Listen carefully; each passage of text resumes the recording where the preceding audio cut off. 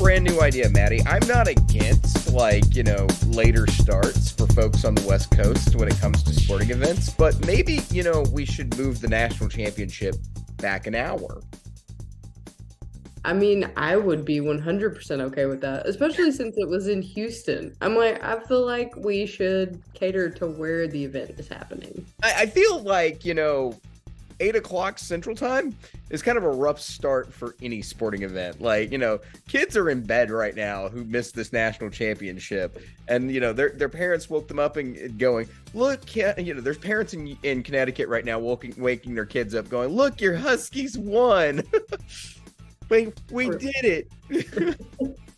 Either that or their parents let them watch it and their teachers are going to absolutely hate them tomorrow at school. Oh, yeah, there's no school in Hartford tomorrow. That's what needs to happen. No school in Hartford tomorrow. Right. We're celebrating the 5th national championship. Welcome to the Hoop Southbound Show. My name is David. Hey, guys, it's Maddie. Also known as Sleepy. That's her other name. I will be one of the 7 dwarfs tonight for sure. Yep, totally understand that. It is late. It is a school night, work night, whatever you are, whatever age you are listening to this podcast, depending on. But of course, we have witnessed the national champion of the 2022-2023 season. It is the UConn Huskies winning their 5th national championship. Maddie, I'll start with this question here. UConn, Blue Bloods. They think they've done enough to earn the title as Blue Bloods now. I mean, I feel like by the time you've got number 5, you're definitely in the conversation. I think we need to see a little bit more consistency to really lock that in, though. It's one thing to talk about what Connecticut's done compared to other programs. They're definitely an elite class. But it's hard to compare to Kentucky, Kansas, all these other schools with really historic records and things like that. UConn's definitely up there, in my opinion, especially in recent years. They're probably the closest thing of a modern blue blood that's out there. I saw someone say, think about all the championships UConn's won just in our lifetime. And then immediately was followed by the meme of, Jesus, I've seen what you've done for other people. I want some of that in my life, please. I think we're all begging for our programs to get to that level of success. Yeah. 5 national championships now for the UConn Huskies. They're now tied with Duke, Indiana, and they're 1 behind North Carolina and 3 behind Kentucky, 6 behind, of course, the all-time greats, UCLA. It's been a minute since UCLA has been that great. But UConn definitely on the up their scale 100%. And on the rise for sure. Do what? I said on the rise for sure. On the rise for sure. So let's talk about this game real fast. Honestly, other than a few minutes, this game was pretty much what we thought was going to happen, or a lot of people around the country thought as soon as things wrapped up on Saturday night. UConn gonna win it. San Diego State's going to fight all the way through it, but I would expect UConn to win big. So yeah, I mean, if you put a bet down tonight on UConn winning, UConn being ahead at halftime, UConn being ahead at full time, and then UConn, of course, winning by double digits, you made some money tonight on that parlay, in-game parlay. It was a really good night for Sonogo. It was a really good night for quite a few players. Joey California, as they like to call him, hit some big threes during the game. It was all around a dominant performance by UConn. I don't think it can be understated how good UConn actually was this season. We kept talking about, there's no dominant team this year. UConn didn't lose a single non-conference game this entire season and beat everybody in the NCAA tournament by double digits. Let's face it, this has been a great basketball team. Yeah. It's one of those things to get to the NCAA tournament with an undefeated conference record. But then when you go, obviously they're the national champions, but when you go on a run and you beat everybody by double digits, you've got a statement to make, and you made it. I mean, that's 6 straight double-digit wins when you think about it. That's unheard of. I mean, that's crazy. We've seen some dominant teams in college basketball. You think of Knights, Indiana Hoosiers, who went undefeated. You think about other great teams that maybe lost 1 or 2 games throughout the entire thing. This UConn team lost quite a few games, but they absolutely dominated this March run. Were absolutely dominant, and they didn't play anybody who was necessarily like a scrub or anything like that. They played legitimate teams. And then everybody saw this game against San Diego State going mid-major, didn't look that tough against FAU, had to sink a buzzer beater, like they're going to get blown out. I mean, they put up a fight for quite a bit of time. This is probably UConn's most difficult basketball game, was right here in a championship round. So really, you have to give all the credit in the world. UConn deserves to be cutting down the nets tonight. They played an outstanding March, took care of business in the Final Four, took care of business like they've done through all their non-conference schedule. And of course, as we talked about earlier this season, teams that win their multi-team events, oftentimes a national champion is one who wins that. This was, of course, the team who won the PK 85 this season over Alabama, North Carolina, and a few other teams that were also well-liked in there. So UConn Huskies, very good basketball team that's it obviously makes sense that they're the national champions this year. They looked good early on. I don't think this is the most shocking result you possibly could get. It was a shocking and crazy Final Four selection, but when it came down to it, we got a little bit of normality, I guess you could say, at the end of this absurdity. Yeah, and credit to SDSU. They played great first 5-6 minutes of the game. That was it a 11-minute drought that they had. Yeah, huge drought. Was the killer for them. But to get that far for their first national championship game, they had a great season. I think I looked up at one point and saw that San Diego State, despite how hot they started the game, closer to halftime, they had more turnovers than field goals made. So that was kind of concerning, especially because they were beating UConn in the turnover department early in this game. But, UConn settled in. They're a mature basketball team. They're a well-coached basketball team. Hurley did a great job with this team, and they deserve to be cutting down the nets tonight. The Hurley family obviously celebrating with the history of that family. Now Dan Hurley's got his legacy check mark, his contribution to the family name. Quickly becoming the Kennedys of basketball, you might say. Who knows how you want to define that? But yeah, it's been a heck of a season. This is it.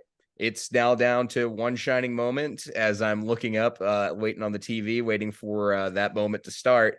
But we'll get to there. That'll be at that point. We'll pause the podcast for a second as me and Maddie get to watch one shining moment and say, "Ooh, look at them. Ooh, we know that guy. I watched that game." We'll be super nerds about that. But Maddie, any final thoughts on this national championship, and congratulations to our UConn Huskies or whatever? Yeah, I mean, I feel like we've gone over it quite a bit going into the end of this season, and how kind of wild everything turned out with no number ones in the Elite Eight, and just a 4 and 5 matchup in the national championship was pretty wild. So I think it was a great season, super unexpected, kept everybody on their toes. So congrats to UConn and congrats to SDSU for getting there. Yeah, definitely so. Hopefully next year we'll see an SEC team in the Final Four. It's been a minute since we saw one. It's been a while since we've seen an SEC national championship. One's coming in the future. It's coming. This isn't the end of days for the SEC. Obviously, it's going to happen eventually, but not this year. It's gonna come around the corner. Let's talk about another national champion, though. The LSU Tigers won a national championship on Sunday night. Something we didn't cover. Incredible. Who would have thought the LSU Tigers, the Tigers over the South Carolina Gamecocks would have won in the Final Four? Kind of a shocking end result to that whole thing. And not even that. LSU beat the crud out of Iowa on Sunday afternoon. Maddie, your thoughts on that game? Yeah, they did, man. That was a great game. Angel Reese just absolutely, becoming a household name was absolutely fantastic. Caitlin Clark did great for Iowa, had a fantastic season. I saw a stat today that said Caitlin Clark in the postseason scored more points than the Iowa men's football team did combined all season. I mean, that's fair. Yeah. Their offense was terrible. But yeah. I think that was my favorite stat of the season for sure. But Yeah. you know, we talked a little bit about LSU women's basketball earlier this season, but we had the Gamecocks or the Lady Volunteers picked for the SEC winners, and LSU kind of snuck up on everybody. I mean, we talked about them being a dominant team in the SEC, but in my opinion, I didn't think that they were going to get as far as they did, and they proved me wrong, proved a lot of people wrong, and Kim Mulkey just absolutely killing it in Louisiana. So congrats to them. Yeah, for sure. And then the other thing that, of course, came out of this basketball game is the super controversial, apparently controversial. It's so stupid, right? It's so stupid. I thought I was the only one. Smack talk's good. I'm sorry. Yeah. Like, I'm just that kind of person. Smack talk, I don't care. Like, Well, see, it'd be different too if the girl that she did it to didn't do it yeah, previously no, in the Caitlyn did season. this. She did the "You Can't See Me," from John Cena in the Final Four, and then flip the corner. You got Angel Reese pointing to her ring finger and talking smack and everything else. Like, it's basketball. Like, this game was built on people. Like, since the '80s, this game is built on people talking smack. I talk smack when I go to the gym and play pickup, and like I don't know anybody who doesn't talk smack when they play this game. Like, get over it. Like, Yep. get over it. Smack talk is good for the sport. You got to know people now in this league, and you got to know, all sorts of stuff. The casual people who have never watched women's basketball didn't realize there was so much passion and energy in a game like that. Go away. That's all I got to say. If that's your take. At least people are paying attention now to women's Granted. basketball more so than I feel like have been in the past. Like, I feel like this controversy, whatever you want to call it, has made it a little bit more widespread. So maybe we'll see some more viewership next season to come. Yeah. Well, at least at the end of the day this year, we had one SEC hold up a trophy, and it was TikTok sensation and everything else, LSU Tigers, who got the job done this season. Coach Kim, of course, getting her title. Angel Reese, getting her title. She's going to be on her way to do bigger and better things throughout her career. It was a big moment for LSU, their first national championship in women's basketball. Big year, big everything going on. Tigers, huge investment. I hope that's a wake-up call to the rest of the SEC for teams that maybe made the NIT this year, and other teams that maybe you need to make an investment on your women's basketball team to go to bigger and better places. All right, when we come back, we have, of course, two more things we're going to talk about on this show. It is our first show where we're talking about the transfer portal, and it is also, we're going to talk a little bit about the another game that happened this week, which was the McDonald's All-American high school basketball game that happened in Houston this year. I believe they put it in Houston. But yeah, we'll talk about those things coming up after the break. You know what I like? I like to be comfortable. I also love representing my favorite sports teams. And in the Clutch, I am able to have the best of both worlds.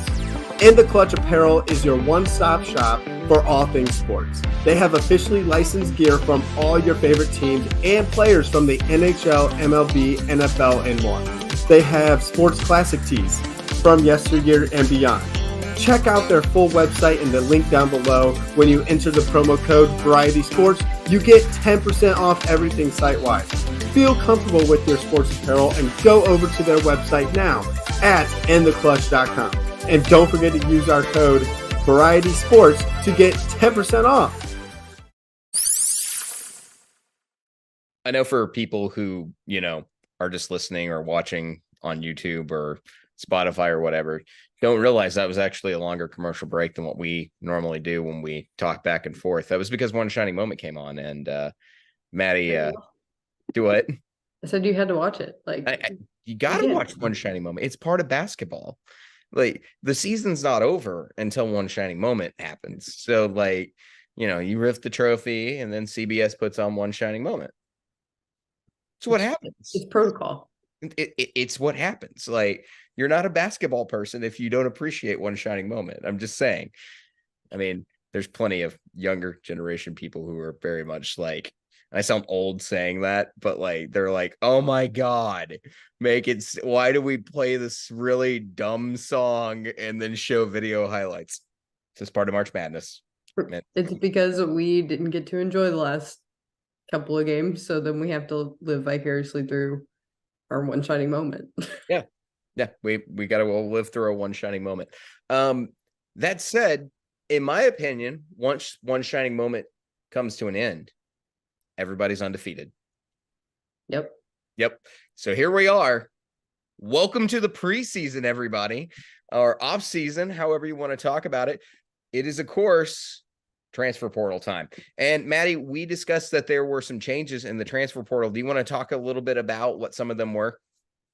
Yeah. So, honestly, I think with the new transfer portal rules, if you transfer after the second transfer, you have to sit out a season, like unless some other odd. Yeah. So there's exceptions to the rule. Yeah. There's exceptions to the rule. So obviously the new rule is a little bit more complicated. There is no change to grad transfers. If you're a grad student and this is your second time transferring, you do not get penalized for that. However, for undergraduates, there is. So you can transfer now one time without a penalty. And that means you don't have to set out a season or anything like that. And then you get to come to your new team and you're good to go. However, if you transfer a second time and you're still an undergraduate, that is no longer going to be an option for you to play that next season unless you meet one of the three exceptions. And the three exceptions are not anything like, oh, well, this guy's a superstar. He obviously needs to play. It's nothing like crazy or money or whatever kind of situation. It has more to do with emotional situations, family hardships, those kind of things. What were you saying, Manny? Sorry. Mental health was one of the big ones that they highlighted. Yeah, mental health. Yeah, that's another reason. I can see that one possibly being abused a little bit. But that would be the only one I would really think would be, and hopefully people have enough integrity out there to not abuse such a thing. But for the most part, nowadays, if you're a second-time transfer and you are still an undergraduate, you're done. You have to set out a year like the old format was for transfers to begin with, period. That being said, this is going to change college basketball a little bit. And I personally, one of the articles I read talked about how this doesn't benefit the players. Maddie, I think you would agree with that. Yeah, I like it on a. Well, liking is a different thing. What I'm saying is, like, it's pretty obvious that this movement isn't here for the players.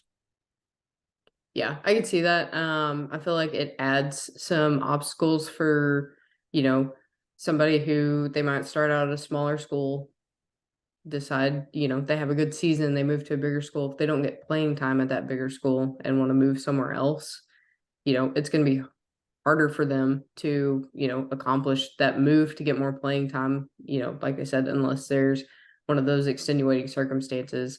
So I feel like, if you're a player, it definitely makes things more difficult on your path if that's the direction you choose to go. Yes, that's exactly what it is. Is like, it's definitely going to make things more difficult for your up and down. You're going to have to make your transfer decision much more. I'm trying to find the right. You're going to have to make sure it's correct, or you're going to have to make sure you're recruited well. Which is why I don't think we're going to see lightning immediately in the transfer portal this season. I think things are going to be a little bit different because like players are going to be a little bit more selective. This is going to be like their chance to be high school recruited again one last time. Especially for guys going from mid-major to high major, like that's gonna change things for their choices. They want to make sure they get the right choice. They want to make sure they go to the correct coach, probably a coach with a proven track record, anything like that. They want to make sure that they get these decisions right. Because they're not going to get another opportunity to do it again until they're a grad student, or they're going to have to sit out a season. So it's going to be one of those circumstances. Now, what I was trying to say is that obviously this move is for the schools. I also feel like, and I think this is one of those things that, I feel like this is also not only for the schools, I feel like it benefits the fans. And here's why I say that. Me and you have talked a little bit why I'm not the biggest NBA fan in the world, and it's because of free agency movement. It's absolutely ridiculous. We've seen players hold teams hostage to demand a trade, and they make bad trades and all sorts of stupid stuff, trades that kill franchises for years, things like that, just to change markets and go join a super team or whatever. Yeah, that was my thought, when you sent me the first article to kind of read over. I was like, oh, so this is going to keep us from having more Ben Simmons in the world. Yes, exactly. It prevents that. It prevents the all that crazy movement that we've seen. And I think ultimately it's going to benefit the coaches who are going to get players in. They're going to have a chance to develop chemistry over a year or two instead of, okay, get everybody in, recruit everybody on my roster, recruit everybody on the outside world. I have another recruiting portal over here. It's pure chaos for the coaches. The fans don't have players they're attached to emotionally on the court, or guys they get to know and experience their game on multiple levels, and get to see for multiple years. Yeah, it's a big change, but I think it's going to benefit the schools. I think it's going to benefit the fans, and I think it's going to benefit the coaches. And I know people were over there saying like, well, it should be about the players. It should always be about the players. Well, this is to me like, yes, the players have gained a lot here over the last course of since COVID happened. They've gained a ton. The pendulum swung heavy for the players' favor. This is just it tilting back a little bit. Yeah. Like it's coming back to that neutral resting position to where it's like, okay, this is the new normal now. So like, we had the overcorrection and now the slight pullback to get it a little more right. And I think everybody's going to be ultimately a little bit happier with this, instead of just, okay, well, it's the end of the year. Who the heck's going to be on my team next year? What's the roster turnover going to be like? And I think when you look at college basketball as a whole, I don't want to say it forces maturity, but it definitely makes those 18-year-olds that have just come in from high school to make more mature decisions as to where they're going to go, what field is going to be best suited for them. If it's going to be, okay, do I start with a bigger school? Do I go to a smaller school to get more playing time? One of those situations that's going to force them to grow up a little bit more than, just jumping around. And not just look at NIL money. I think that's the other thing too. You're not just going to be like, well, this guy's going to write me $150,000 check to come play school at X school. Maybe I should just go there, and you'll maybe take a little less money to go play for a school that you're going to get playing time, or a school that you get a chance to go win a championship at, things like that. It makes your decision process a little bit more complex and a lot more thoughts. So it's crazy to think about now that these things are happening, but this is the world we live in now. And like I said, this is that slight correction, bringing us back to a little bit more in favor of the schools, not drastically, just a little bit. And I think ultimately as fans, we're going to be happier. And I think eventually, I think the coaches are going to be happier. So those are my thoughts on it. Yeah, we'll see. I feel like we'll see Eric Musselman, kind of hone in on this and get it while the getting's good. Yeah, I think this is going to be a very, very big moment for several coaches who are big in the transfer portal. All right, so let's talk about what we're looking at right now for the upcoming season when we were talking about transfer portal, or I should say the transfer portal season. Of course, it's been going on for a little bit now. Players have said, I have my intention to join the transfer portal. We're going to be here till May, for a couple of weeks into May. As John Rothstein says, we sleep in May.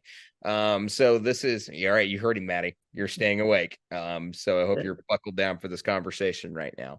I just want to glance over a couple of things. First, I just want to look at the spots that are currently available on each team, kind of mention some big names who are in and out for these teams, and then a couple of names that are out there in the transfer portal. We're going to keep getting in more and more in depth. Like next week, we're going to have a ton more information about what happened in the transfer portal. But right now, we're getting an understanding of where we are. So these are kind of like the highlights of what's been happening in the transfer portal so far through in the SEC so far through the first couple of weeks, days of the transfer portal going on. Of course, Alabama right now currently sits with 2 spots of eligibility. Dominic Welch is out of eligibility. Noah Gurley is also out. We've seen Brandon Miller and Noah Clowney declare for the NBA draft. And then Burnett, he's transferring to Michigan. And of course, Darius Miles was removed from the team for obvious reasons of a story that we all know is going on in Tuscaloosa, Alabama. No more on that. Let's stay focused on the transfer portal. So we've also got Javon Quinterly, who is going to be testing the NBA waters along with Charles Bediako out there. So those are the big notes for Alabama. Alabama currently has 4 stars coming in freshman wise, but they have gotten an additional pickup already in Walton from Wichita State, 13.9 points per game, 5.3 rebounds, 40% 3-point shooter. Sounds like he's going to fit in on Nate Oates' team. No problem. Yep. Those Wichita State transfers, pretty good. I'm a big fan of the Wichita State transfers. I definitely was this season. So definitely a solid one. For Arkansas, of course, we know John Rothstein calls Eric Musselman the importer. We're just waiting to see who he imports this season, because right now we got to figure out who he's going to export, because it's kind of weird right now, right? You got the only Razorback who is out of eligibility is Kamani Johnson. And Monty also tweeted out after the national championship game, Arkansas is going to win a national championship within the next 5 years. I believe him, but we'll see what happens. I just thought I'd throw that out there. Of course, like I said, Monty, the only guy from Arkansas who is out of eligibility. Nick Smith Jr. declared for the NBA draft today. Currently, the Razorbacks have 0 open spots. Maddie, why do we have 0 open spots? Well, you look at Devo. He's testing the waters. He hasn't fully not signing committed. an agent, but he's testing the waters. Yeah. And we have Mr. Mischievous, Anthony Black, who posted a cryptic year 1 message on his Instagram a few days ago, and everyone's kind of waiting on him to declare, but he has yet to do so. I don't know why he wouldn't declare. If I was Anthony Black, as much as I love Fayetteville, Arkansas, I would be getting my butt compared for the NBA Combine right now, and not screwing with everybody. Like, this is kind of funny. I think we're going to see him go to the NBA draft. Yeah. But the illogical side of me is like, maybe he really likes Fayetteville. Maybe he wants to win a national championship. Maybe that was one of his goals coming out of high school. It's like, I want to win a national championship in college, and I want to win an NBA finals. Maybe like I can see nowadays with NIL money, maybe that's something that, a lot of players are like, my dream is to win. Like, I'm a bigger college basketball fan than I am an NBA basketball. Who knows? I don't think it's going to happen. I think Anthony Black's leaving, but that could be it. That maybe we'll see. And we were joking before we started recording today. The reason Devo might be testing the NBA waters is if Anthony Black did stay, and you got, Layton Blocker coming in, who's one of the 5-star top 25 prospects that are coming into to Arkansas. Devo's going to be straight combo guard and getting some bench time. I would be testing the NBA waters too if I was you. It's weird. It's so weird right now. Also haven't heard if Ricky Council is going to be testing the NBA waters yet. I've seen him in several mock drafts as a first-round draft pick late in the first round. He hasn't said a word. Rumor mill is starting to swirl about Ricky Council coming back. What's going on? I don't know. At this point, I have no idea. There's been little to no movement happening. And there's players that Arkansas very firmly, you should be in the running to get. I don't know what's happening. And we'll probably see a lot of stuff happening over the next 48 hours. We'll see. Mm-hmm. So just pay attention. We'll see what the movement happens. Of course, though, I think the biggest news coming out of Arkansas, because I think Dieter Davis is coming back next year. I think he'll be testing the waters, but I think he'll still be coming back. This is kind of the opposite of the Jalen Williams situation where I said it's 50-50 if Jay Will comes back. For Devo, I think he's coming back. It feels more 75%, 25 that he's coming back. Like, I've seen him in no mock drafts. I don't think he wants to come out of college just to go to the G League. I think he wants to go experience what the NBA combine is like. I think he wants to know what the process is like more than anything else, and to get feedback from scouts to become a better basketball player. I think that's what Debo Davis is wanting here, to see what the NBA scouts want, so he knows going into senior season, because he's got 2 years eligibility after this. Yeah. So I that's my thoughts on where Debo Davis is. I think with Debo, March is Devo's bread and butter. So I think, coming off of those great games that he had, I'm wondering if that raised his draft stock a little bit. And I don't want to say it got to his head, but there's scouts all over when we get to March. So I don't know if he heard some things coming out of that, but I kind of wonder if that pushed him to go into the combine. Yeah, I don't know. Like I said, I think he's searching for some experience. I think that's what's going on here, but I feel like he's coming back. Speaking of players who are coming back, and the big news for coming into Fayetteville, of course, was Trevin Brazile coming back to Arkansas. That was huge news for Arkansas.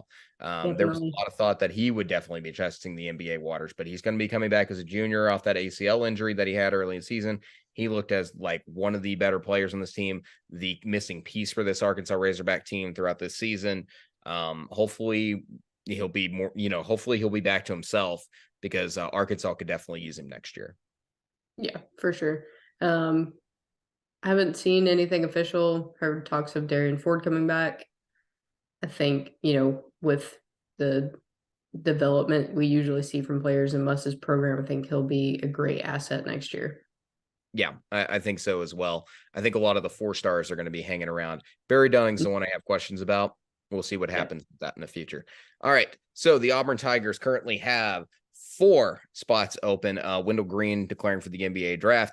Johan Trayon, this is a big name. I should mention. He's transferring out. He was a top prospect coming into the season.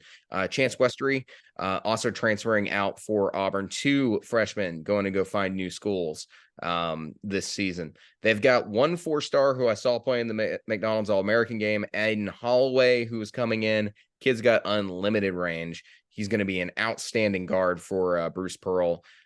He'll be really, really good. And then Zep Jasper, out of eligibility for the Auburn Tigers. Not something anybody would necessarily be like, if you're not a fan of the Auburn Tigers, you're probably going, who is Zep Jasper? Yeah, just how it is. But welcome to basketball. Of course, right now, Janai Broome expected to come back.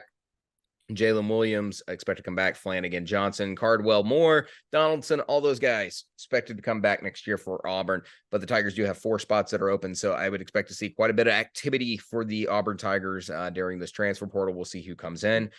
With 4 open spots and only 1 freshman coming into this Tigers class, it's a little interesting. We'll see what happens next with them. The Florida Gators, let's move on to them real quick. This team's losing 3 players who were out of eligibility: Castleton, Jones, and Lofton. And then we've got several transfers happening out of here. This is a complete overhaul. This reminds me of Eric Musselman coming out of year 1 for Arkansas. You had Mason Jones and Isaiah Joe declaring for the NBA draft, and then goodbye, everybody. Everybody else was graduating or leaving after year 1. At Arkansas. So we're going to see a brand new Florida team next year for Todd Golden. Yeah, I think, with him doing so well in the first year, I think we see a lot of movement in the transfer portal going towards Florida, because it is one of those more historic programs than some of the others, with a couple national championships under their belt. I think people are going to recognize that they can build a successful program over there with a good coach. So I think we'll see a couple transfers, looking for that kind of program. Yeah. Alex Fudge, though, is one of the big names that so far are saying that he's staying for the Florida Gators. They got 6 spots open. They filled 1 of them. I mean, there's 6 more right now. They had 7, but they've got EJ Jarvis, a shooter from Yale, 40% 3-point shooter. Getting a little bit of a Yale and Ivy League experience into the Gators. They've also got a 3-star in Home and Howe. I think that's how you pronounce that. And then an unranked prospect in Condon, Alex Condon. Those will be the freshmen who are coming in, but we're going to see probably several guys coming in for the Gators, coming from probably mid-major programs all over the league. I think we'll see some grad transfers. That's my thoughts or what's going to happen for Todd Golden, because I think Todd Golden's going to want to put some experience around what is still a very young team. Going to have several sophomores, juniors, and freshmen on the roster. Need some upperclassmen going to lead the way. So I think that's what I think that's the direction Todd Golden's going to be going in with Florida. All right, so let's take a look at the Georgia Bulldogs. Mike White, of course, losing 3 players in Jalen Ingram, McBride, and Bridges. All of them are out of eligibility, and then Aquindo is testing the NBA waters and transferring. That's a crazy situation. Lindsey transferring to the Texas Tech, and then Terry Roberts, is also testing the NBA waters. 2 4-stars coming in for the Bulldogs. They got Dylan James and Mara Jordan. Their 4-stars are ranked 77 and 95 in the top 100. Georgia Bulldogs currently sitting with 5 open roster slots. Maddie, again, I think this might be one of those situations where Mike White's going to be wanting to get more experienced guys in on this team. Not that he's not already got a class full of upperclassmen, but I think he needs more leadership for these freshmen who are going to be probably here for 2-3 years. Yeah, for sure. I agree with that one. I think we see, like you said, some grad transfers going in there. Looking at what Mike White's done in his first year, the only way to go for that Georgia team is up, and I think some people are going to recognize that and head down that road. Yeah, I think people also noticed that, this season, this was a very competitive Georgia team, despite where they ended up. I say competitive. They were competitive against the teams that would, who were not of the upper echelon in the SEC, the teams that, teams like that. But for the most part, I think there's some potential for some big names to get mixed in and over here. Some players that maybe had a down season in coming back from injury, those types of situations. We'll see what happens with Georgia. It's something to keep an eye on. All right, so there are currently 0 roster spots open for the Kentucky Wildcats. This is going to be very boring offseason for John Calipari. Here's what we've got going on. Jacob Toppin declared for the NBA draft. Cason Wallace has declared for the NBA draft. And Shavar Wheeler is transferring, which was kind of a surprise. You got mixed reactions from Kentucky, Big Blue Nation over there, saying, oh, well, they had their Wheeler conflicts throughout the season, but we're here where we are now. So Oscar Tshiebwe can come back. He shouldn't, but he might. We'll see what happens. I would think he's going to declare for the NBA. He's also one of those guys. I think that's going to happen. Currently, Antonio Reeves is still on the team. This is his final year of eligibility, just like Oscar Tshiebwe, should both of them return. And then Chris Livingston is also I'm just waiting. There's a lot of names over here that I would expect, but we'll see. We'll see what's going to happen. Livingston would actually make sense, though, if he came back. I haven't seen him too high in many mock drafts out there either. We're talking about, though, when we talk about Kentucky, we are talking about the freshmen. Justin Edwards, DJ Wagner, Aaron Bradshaw, Robert Dillingham, all 5 stars, all in the top 10 when it comes to incoming freshmen. And then, of course, Reed Shepard, the homegrown kid from Kentucky, is ranked 30th, and he is a 4-star. It's going to be a boring transfer portal for Cal. Yeah. But he's got a hellacious group of one-and-dones who are coming in to this Kentucky team. So we'll see. It's going to be exciting. It's going to be an exciting Kentucky team next year. We'll see who comes back. We'll know in the future very soon what's going to happen there for the Kentucky Wildcats. Any thoughts on Kentucky real fast before we move on?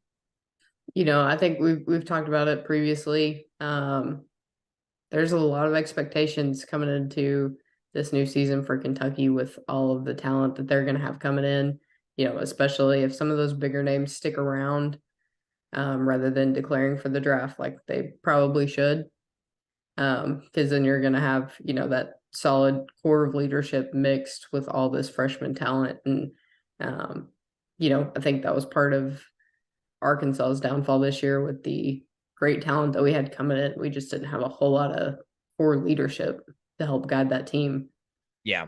So I think, if you put that missing piece of the puzzle in for Kentucky, they will have an absolutely fantastic year. Yeah, it's next year is going to be really interesting. This might be the return of Kentucky greatness next year. It could be. It could be. It could also end in flaming hot disaster. So it always depends. You don't know what you're getting with freshmen. It's always scary. Mm-hmm. But the truth is that 9 out of 10 times, if you take the best, if the one and done rule didn't exist, and the NBA just drafted the best available freshmen in every draft, they would be making one of the better draft picks out there. They would consistently, if they took the top freshman in the country, they would be consistently making the best draft pick they possibly could if they just did that. So in college basketball, it's very much the same. Sometimes it works, sometimes it doesn't. Cal has proven that he can do things with freshmen. So it may work out. And I think his track record shows that it's got the potential to work out. We'll see. We'll see what happens next. This is going to be a very exciting class for Kentucky. I think after 2-3 seasons of, and man, I'm kind of let down. Next season, there's going to be a lot of expectations coming in. So we'll see what happens. Sure. We'll see what happens. All right, let's look at the LSU Tigers, who currently have 3 roster spots available. KJ Williams out of eligibility for the Tigers. And then LSU has 2 players outside the top 100 who are going to be coming in Corey Crest and Mike Williams. Those would be the freshmen. And then some notable transfers, Justin Hill, Kendall Coleman, and Cornelius Williams, all transferring out for the LSU Tigers. Mm-hmm. We're going to see what else happens here, but right now it's kind of what I was talking about last week.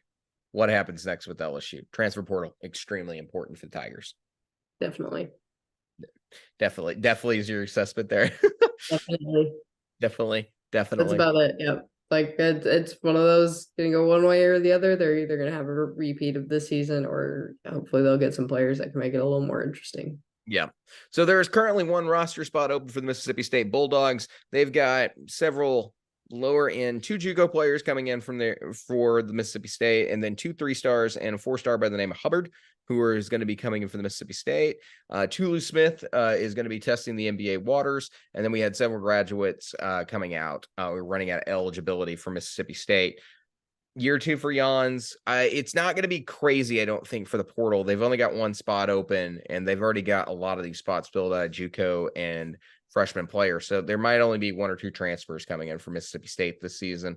We'll see what happens. Like I said, we're going to keep our eye on things because right now it's just all about finding out what happens next. But I don't think after watching Last Chance U basketball, I'm all for the JUCO players. So let's see what happens. Absolutely. It's always fun. Big fan of Last Chance U basketball. All right, Mizzou, team that was surprised everybody this year.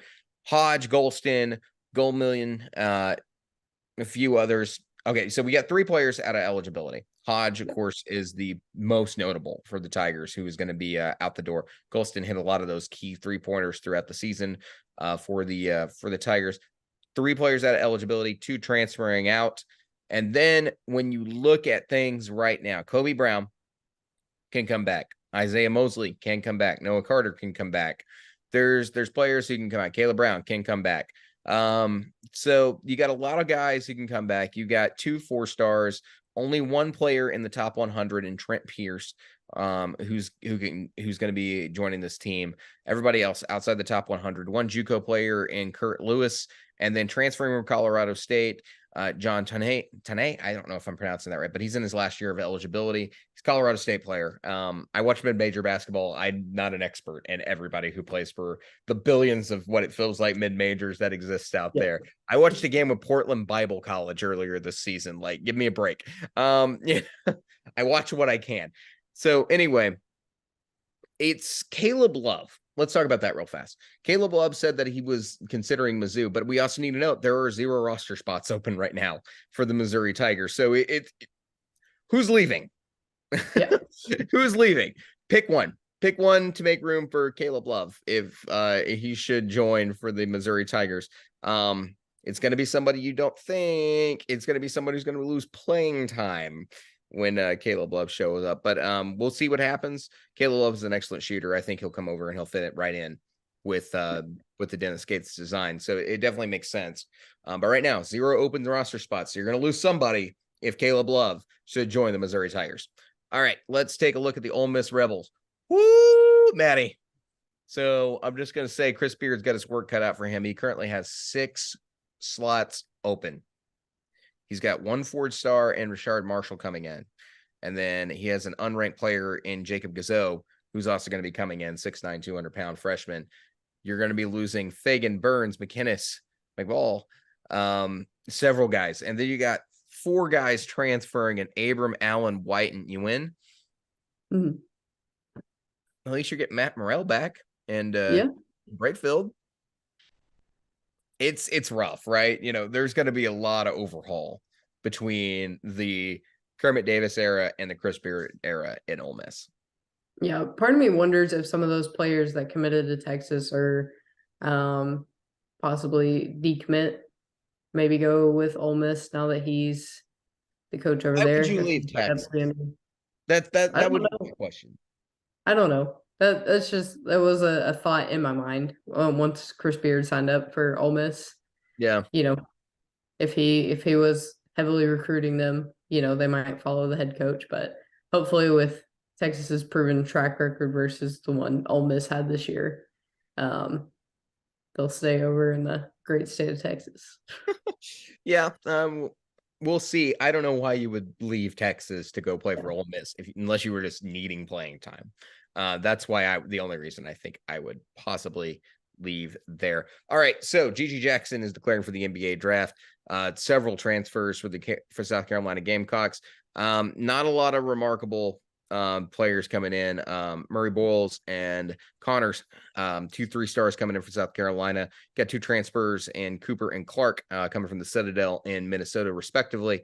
3 spots open right now. A lot of work to do for Lamont Paris there in Columbia. Okay, so 0 spots are currently open for the Tennessee Volunteers. It's keys out of eligibility for Tennessee. Mm-hmm. And then we saw the big one, right?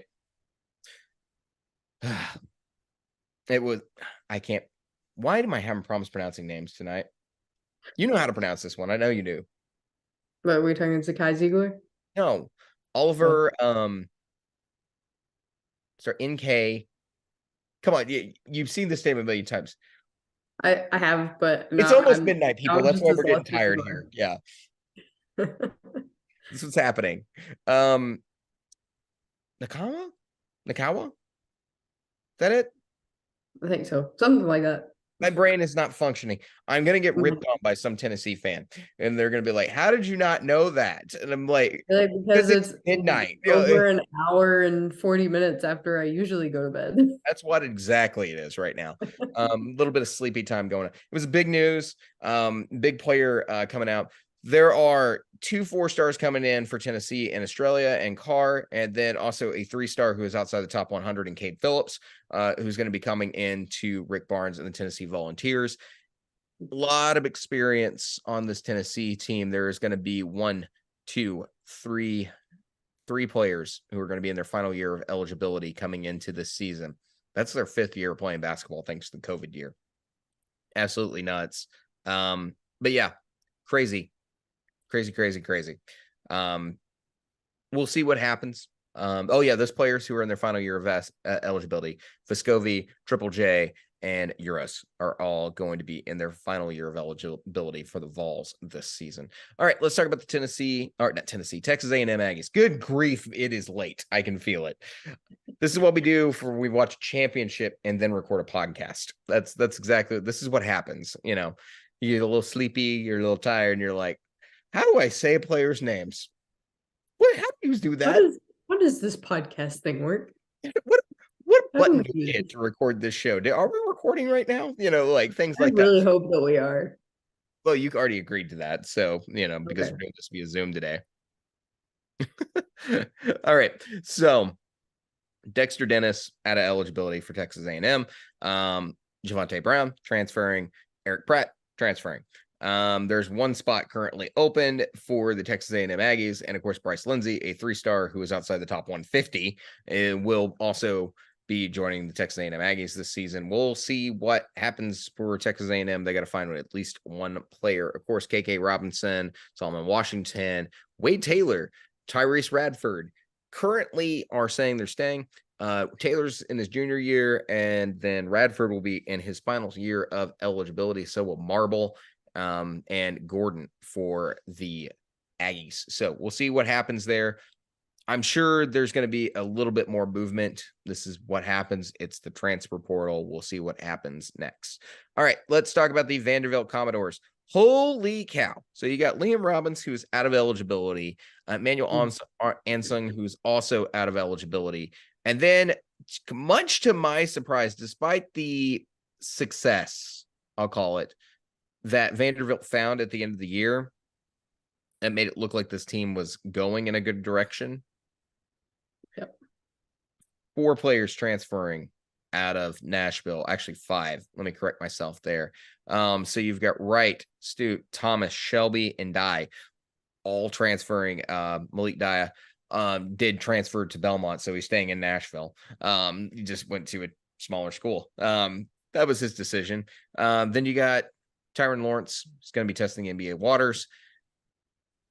You're going to have guys coming back in Smith, Lewis, Dort, but there's 4 open roster spots right now for Vandy, and you don't have a big influx of talent. I'm very concerned where Vanderbilt's at. They're going to have to go find some studs in the transfer portal. Yeah, and, I think their big hope right there is Jerry Stackhouse. He's going to have connections to the NBA, so I think, we'll have some transfers that are going to be looking deeply at that. They're going to be looking at the success that he had near the end of the season and hopefully continue that. So I think he'll end up getting some good talent out of the transfer portal that'll help Vanderbilt get to where they want to be. He's got to do something because he's got 3 players who are coming in, all of which are outside the top 150. And then the players that you do have, you got a lot of youth on this team, a lot of sophomores, and then a couple of seniors. So it's going to be tough. You've got to find talent. You've got to build something. Vanderbilt's left themselves in a very concerning spot, despite all the momentum that they had coming into the end of the season. This is not where I expected Vandy to be coming into this time of year. I thought they would be a team that would be retaining some of these players like Noah Shelby. I thought that would be happening, but it's currently, there's a lot of concern. Like, I don't know what's going to happen next for Vandy. They've got to figure it out. They've got to figure out some players. This is what I was saying. Jerry Stackhouse needs a better job because his talent is wasted here. It really is, because he can coach, and he's one of the best coaching talents in the SEC. He also has the toughest job in the SEC as far as recruiting goes, because you have very high academic standards at Vanderbilt, and then getting talent in there is just hard. It's very hard. You got to have these guys who meet all of the requirements. So you got 3 players, 3 guys, all 3 stars.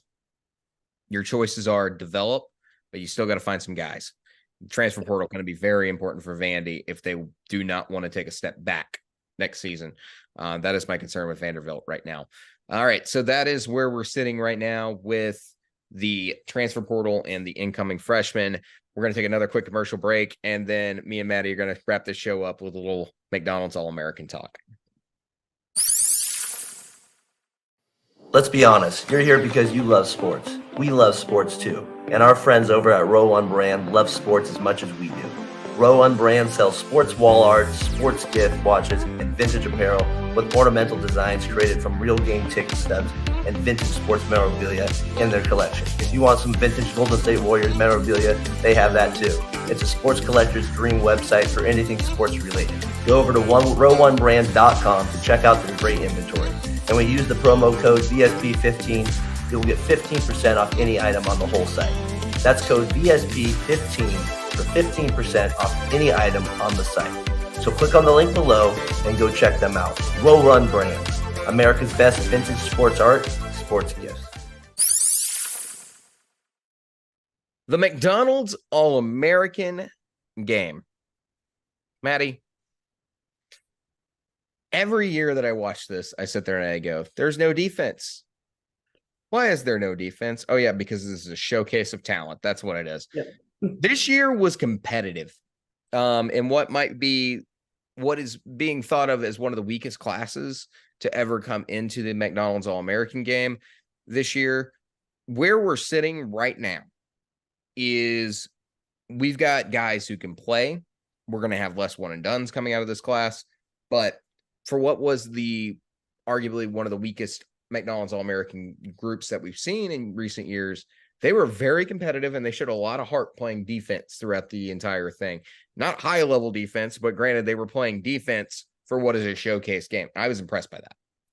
Yeah, I mean, I usually consider the McDonald's All-American as the high school all-star game.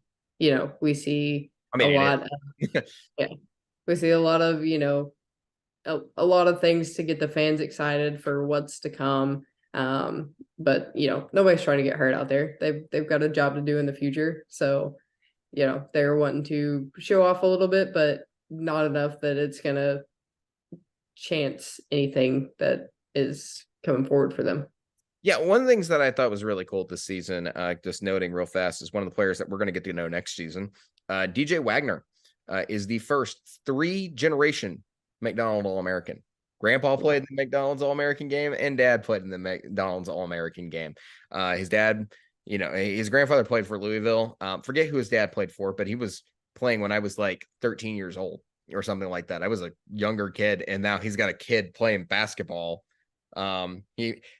I was looking at the years though, like he popped DJ out like his senior season or like his first year out, that was what it was. It was like, there wasn't huge gaps between these ages, but we got our first 3-time generation McDonald's All-American. Of course, Grandpa played with, I believe, Michael Jordan in the McDonald's All-American game back in the day. I thought that was a really cool note. Yeah, that's awesome. But yeah, I went ahead and took some notes on the SEC players that I noticed who got some playing time during the game, quarter by quarter. These are not detailed notes, but these are just some things that I saw. And I'll go ahead and say the player's name with the team. I just wrote it down quarter by quarter, so I'm going to probably say players' names multiple times on here. So the first thing that I noticed as a Razorback fan was Bay Fall. There were, obviously, I'm going to get to your other players too, but Bay Fall of Arkansas, super, super raw talent. May need to put on a few extra pounds, but he's not Connor Vanover skinny. Razorback fans definitely know what I'm talking about right now. That was my first impressions watching. I've seen him play. I've seen highlights where he's very athletic. But compared out there to the rest of the other talent that was going to be out there, it'll be a while before he's like a dominant big. He's going to have to put on some weight, but he's not like super up over in the Jerry Jones Center. Yeah, no, definitely. Well, I had some friends and I were joking. It's like when Connor Vanover played at Arkansas, like we were saying, Connor, we need you to go over to Zaxby's and we need you to just eat chicken zingers by the dozen. Like just keep eating them until you can't eat anything else. Like that's what you're desperate need of. Bayfall's not that skinny for a guy as big as he is. But he's still skinny. He's probably going to need to put a little muscle on. That's what I was thinking, so he's not getting beat up there or down low by some of those bigger framed bigs that he's going to be facing throughout his time at Arkansas. Aiden Holloway of Auburn, ton of range on this dude. I mean, he can also make defenses move as well. So he's got a really good handle with the basketball, and I mean, he can shoot it all over the court. It's going to be like watching Wendell Green 2.0 out there in the future. So this is going to be a very interesting pickup for Auburn. Aiden Holloway, really, really good basketball player. Reed Shepherd, this is the note that I had on Reed Shepherd. Doesn't play video games. ... Really, ESPN? That's just something they threw out in the middle of the broadcast. I was like, apparently Reed Shepherd does not play video games. Why do I care? Is it just weird nowadays for like an 18-year-old kid to be like, yeah, I'm not that into video games? I guess so. I feel like, they try and make them like somewhat like relatable or throw out something that, is attention grabbing, and they missed the mark on that one. Yeah, I was just like, really? I mean, Some people play more video games than other people. You know, I know kids who don't play that many video games. I mean, most of us play video games. Like my age and younger, yeah, we definitely all play video games, but like we don't play it that much. Like, calm down. Like, it's like, there are people out there who are definitely glued to the TV, play with the controller in their hands, but that's not I everybody. mean, I feel like if you have that like elite level talent, you aren't gonna have a whole lot of extra time to play video games in the first place. Yeah, I mean, true. I mean, guy just loves playing basketball. I mean, Yeah. I dig it. You just got some old guys over there. It's like, good for him. Good for him for not playing the Super Nintendo. Like, I'm glad that he hasn't been playing the Nintendo games and the Super Smash Brothers and the fail out. So yeah, that nonsense. Yeah, there's some old people who are like, good for him out there, and I'm over there like, that's the dumbest thing I've ever heard. All right. Not that he's dumb for not playing video games, but why do we care? All right, second quarter notes. Again, I'm taking a little Bayfall note here. Knows where to be on defense. That was one of the things that pleased me. He was regularly in the right spot on the defensive end of the court. I was pretty happy with that. Bronny James, not going to any SEC team. I just wanted to write Bronny James down anytime I saw him do great things. He can effing shoot. I mean, if we could get Bronny James at Arkansas, I would. Not gonna happen. That's not gonna happen. But I would attend to that clip. Yeah, he's undecided. Last I checked. Yeah, he could shoot. But his free throws don't. Ohio State was his biggest. I think he's talking about. I heard like possibly USC. Yeah, I heard Ohio State, USC, and maybe UCLA was thrown in there. Yeah, I don't know. But Bronny James can shoot. Just letting everybody know. Bronny James can shoot. Justin Edwards, he's a quiet scorer for Kentucky. He the young man who's going to be coming to Kentucky, very quiet scorer. I looked up and he had like 7 points, and I was like, I don't remember him scoring previously. Like, very, very quiet scorer.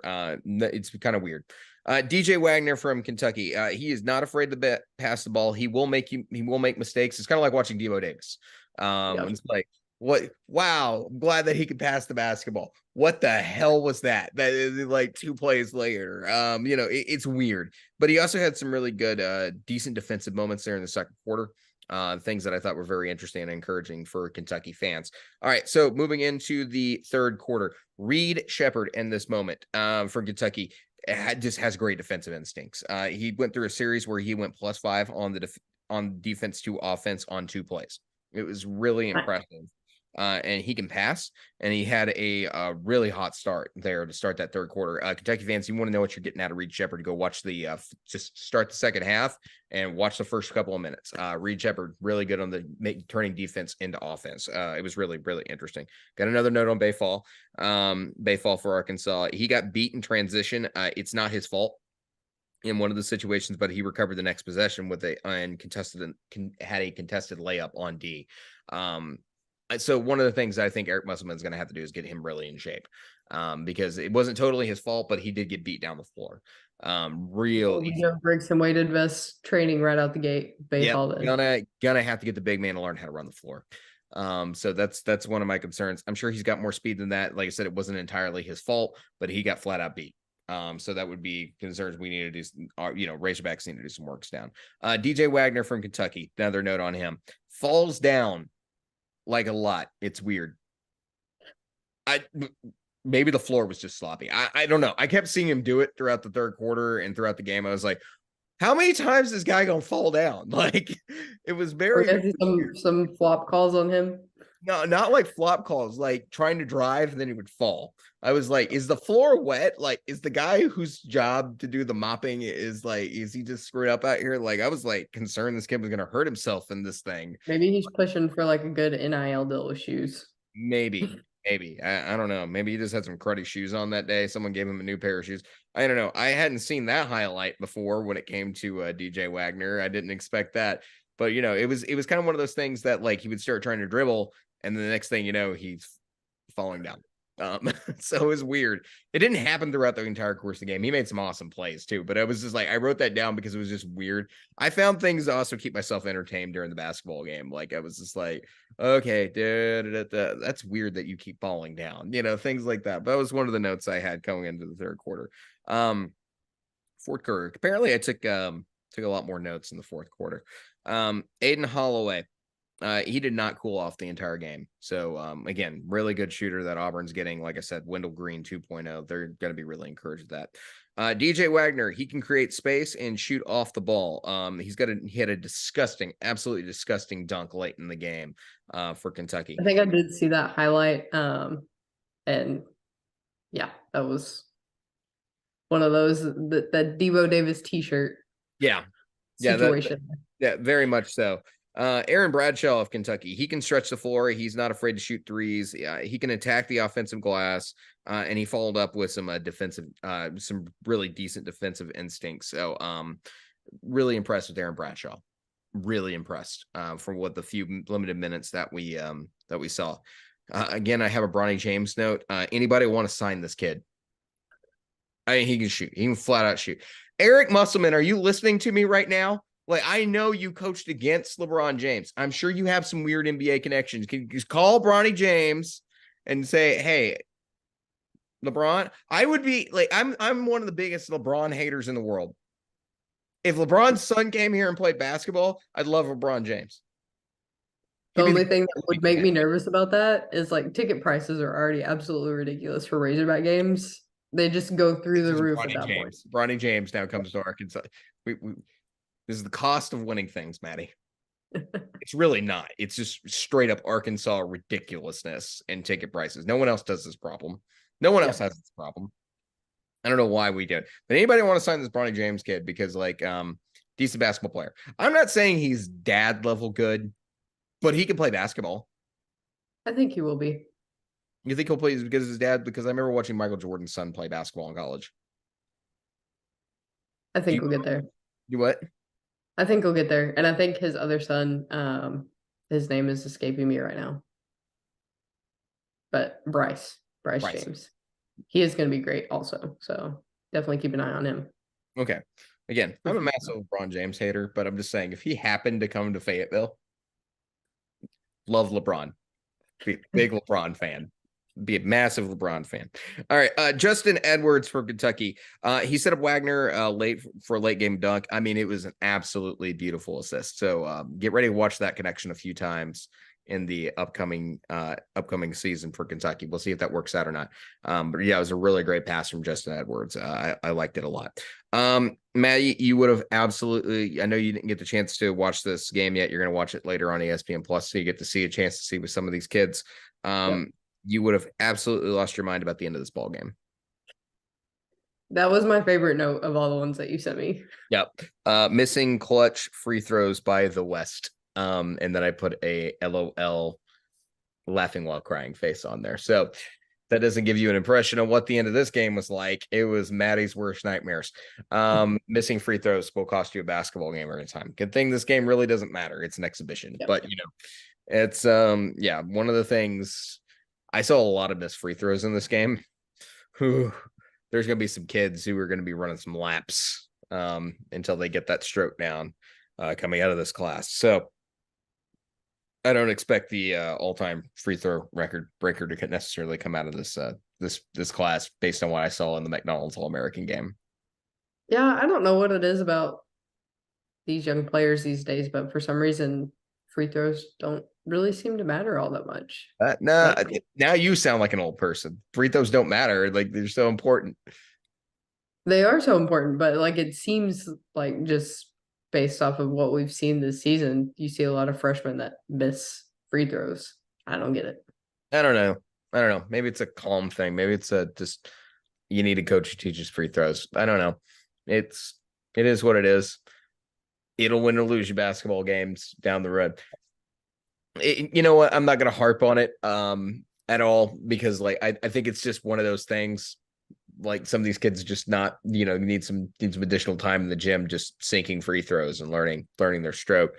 Or maybe you're right. Maybe it's a generational thing. I doubt it's a generational thing. I think it's just, weird being on that stage and then they're just not the best free throw shooters right now anyway.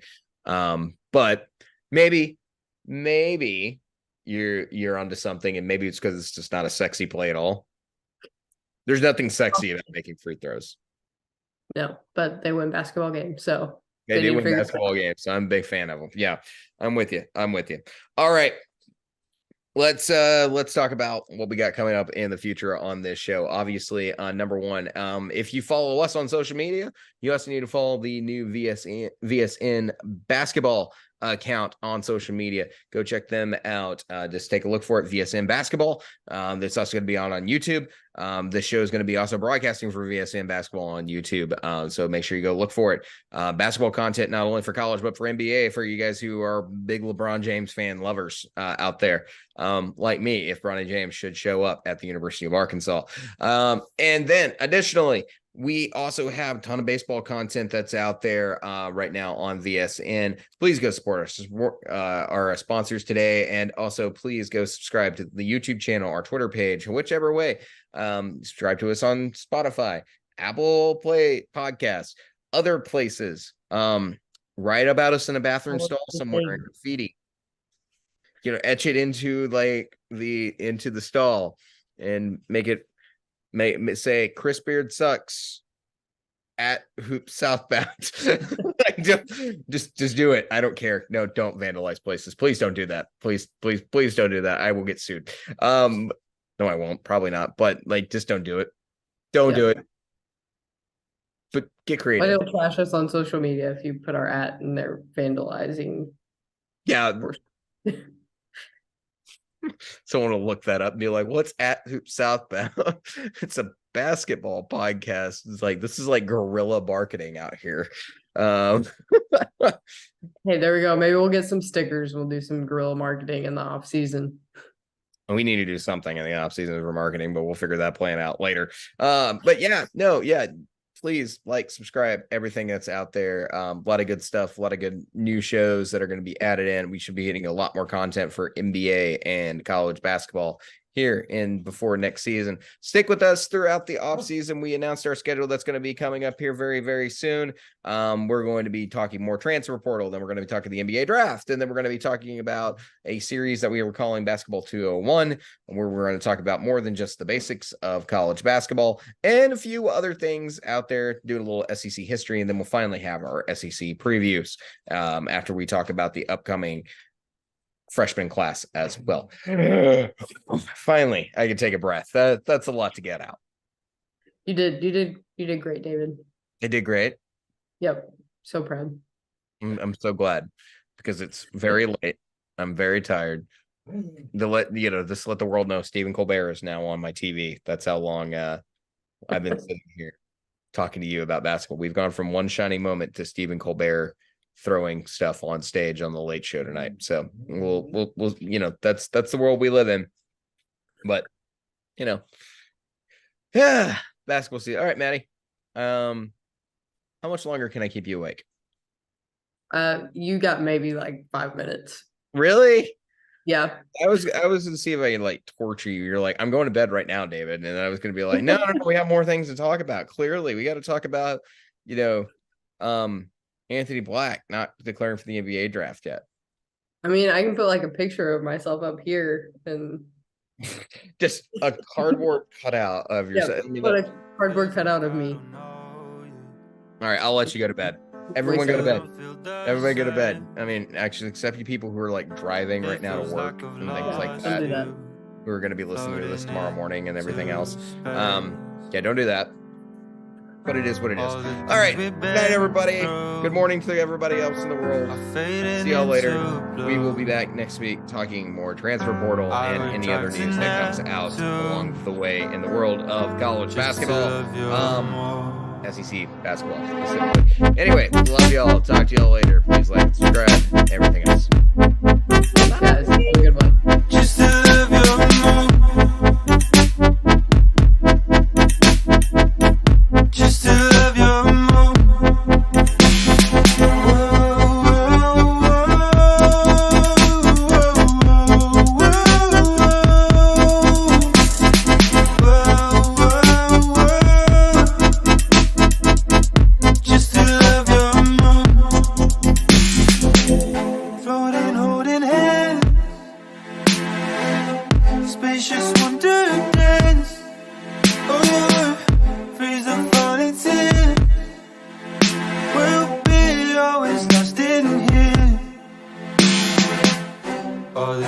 we've been through are fading into blue. I would drive to Neptune just to love